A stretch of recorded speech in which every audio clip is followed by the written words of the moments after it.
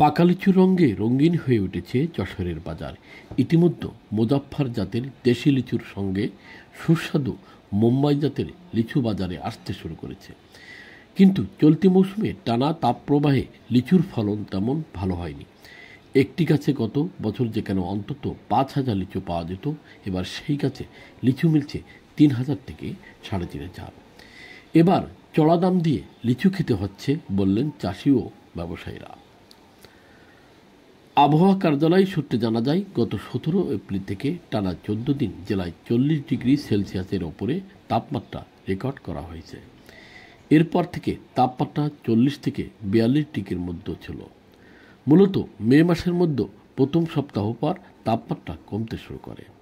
চাষিরা জানেন, এবার মৌসুমের শুরু থেকেই আবহাওয়া লিচুর প্রতিকূল ছিল। মুকুল আসার সময় বৃষ্টি হওয়ায় গাছেই অনেক মুকুল নষ্ট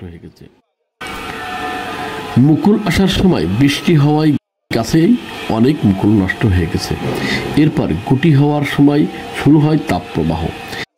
এতে একদিকে গুটি ঝরে যায়, অন্যদিকে গাছে লিচু বাড়তে পারেনি। বেশিরভাগ লিচু গাছেই শুকিয়ে গেছে, আশানুরূপ উৎপাদন হয়নি।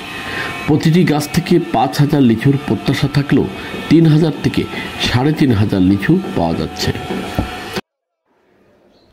ব্যবসায়ীরা জানান, গত বছর প্রতি হাজার লিচু 1,800 থেকে 2,000 টাকায় কিনেছেন, বিক্রি করেছেন 2,000 থেকে 2,200 টাকায়।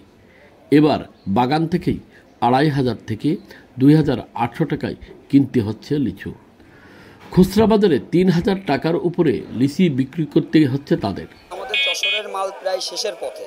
সামান্য কিছু মাল আছে, যেই পরিমাণ মাল আছে চাহিদা পূরণ করতে পারতেছে না পার্টিদের, তার কারণে চড়া দাম অনেক চড়া। আজকে মনে করেন যে মাল ছিল 2,500-2,600 টাকা, সেই মাল আজকে 3,500 টাকা এবং কমিশন আছে 8%, 1,080 টাকা নেয়। এখন খুচরো আমরা যেভাবে বেচতে হবে সরাসরি তো লাভ করি।